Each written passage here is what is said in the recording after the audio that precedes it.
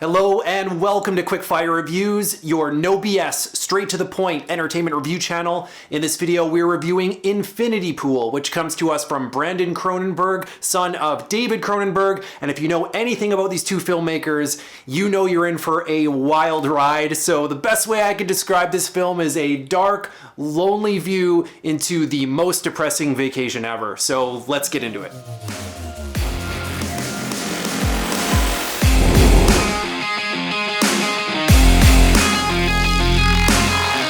Infinity Pool kicks off by introducing us to James Foster, played by Alexander Skarsgård, and his wife, Em.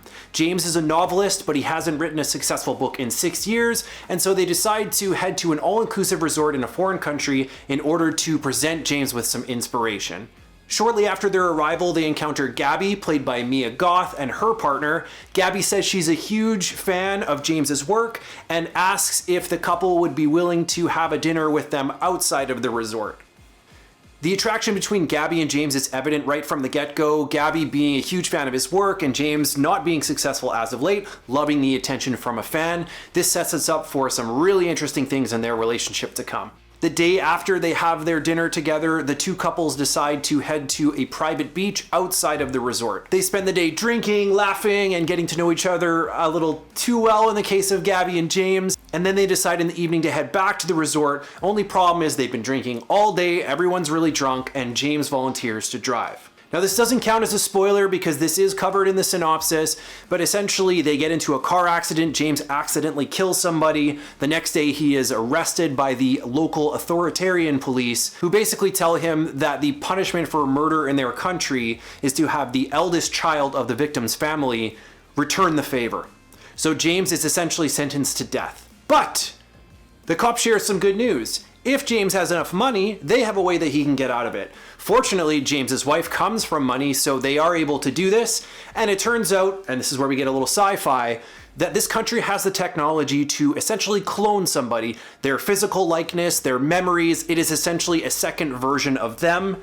And that in order to maintain diplomatic relations between the US or whatever country James is from and this foreign country they're residing in, anyone who commits this kind of a crime, the clone is murdered instead of the actual person. And as one other addition to the punishment, James actually has to watch this take place. So basically James has to watch himself be killed by the victim's family. So there's this really horrifying scene where James's clone, I guess, is tied to a pole and he's murdered, and James is watching, a horrifying experience. Only one problem.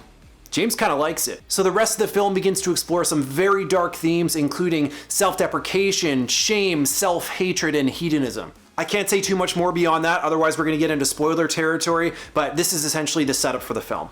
When it comes to the performances, they are very, very good. Alexander Skarsgård does an excellent job playing James. The character himself is a little bit one-dimensional, but there's some really interesting stuff for him to sink his teeth into here. And Mia Goth, honestly, is an absolute force. She is truly terrifying. If you've never seen her before, she is a great actress and she does a phenomenal job in this role. The rest of the cast also does a great job. There are some really strange characters, really bizarre, difficult, hard to watch scenes in this film, and they do an excellent job of conveying the emotion they need to on screen. In fact, some of those scenes were so disturbing, they actually made me uncomfortable, which takes quite a bit to do.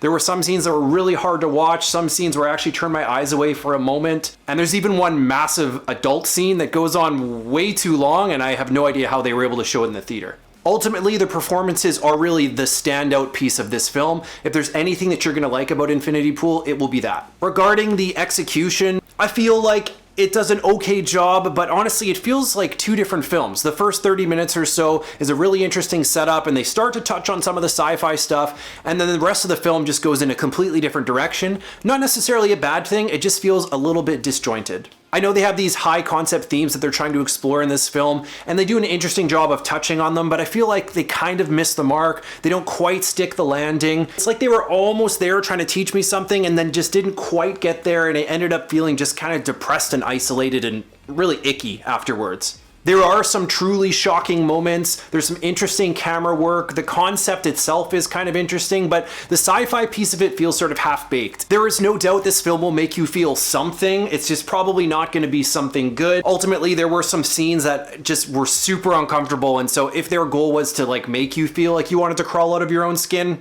then they did a good job. So in summary, Infinity Pool is an interesting film. It is a dark film. It is probably the darkest film that I've seen in a while. It was hard to watch at certain points.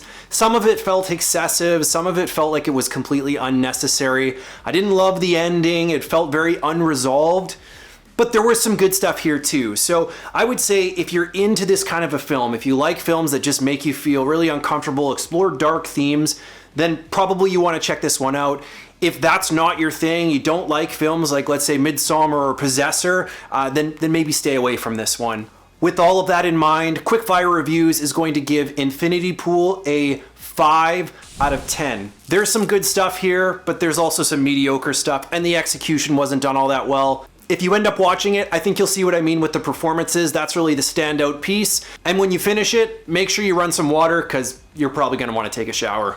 Thanks so much for taking the time to hang out with me today. I hope I earned your like and subscribe. We're trying to grow the channel, so everything helps, and I can't wait to see you in the next one. Quickfire out.